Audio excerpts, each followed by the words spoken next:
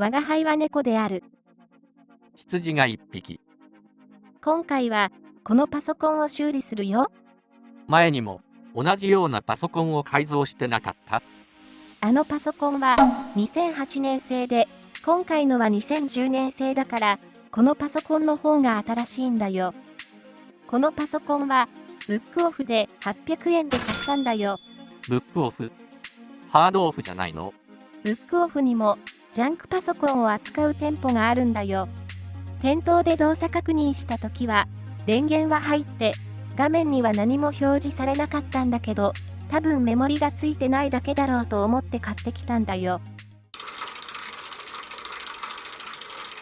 早速電源を入れてみよう。AC アダプタは付属していなかったので、手持ちのものを使うよ。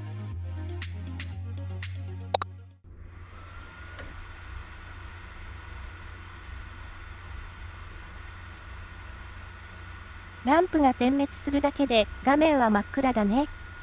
バックライトもついてないね。ファンが爆音を立てて回っているね。分解して確認してみよう。マザーボードを取り出したよ。あれ？メモリはちゃんとついてるね。今度は安定化電源をつないでみるよ。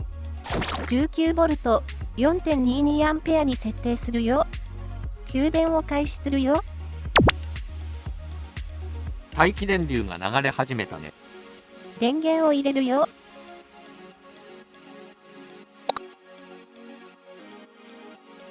2A前後流れているね。ランプは点滅したままだね。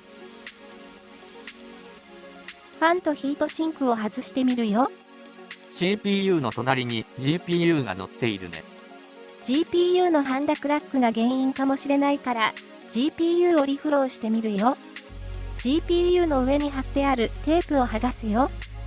GPU 以外の場所をアルミホイルで覆って断熱するよ。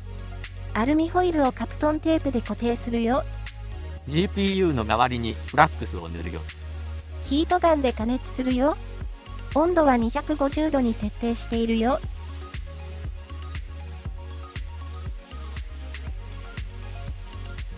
基板が冷めたら、フラックスを拭き取るよ。歯ブラシに無水エタノールをつけて、フラックスを落とすんだね。最後に綿棒を使って仕上げるよ。グリスを塗り直すよ。ファンとヒートシンクを取り付けるよ。仮組みして電源を入れてみるよ。今度はランプが点灯したままだね。組み上げて、もう一度電源を入れてみるよ。やっぱり同じだね。今回は直せなかったね。次はうまくいくといいね。今回は以上です。ご視聴ありがとうございました。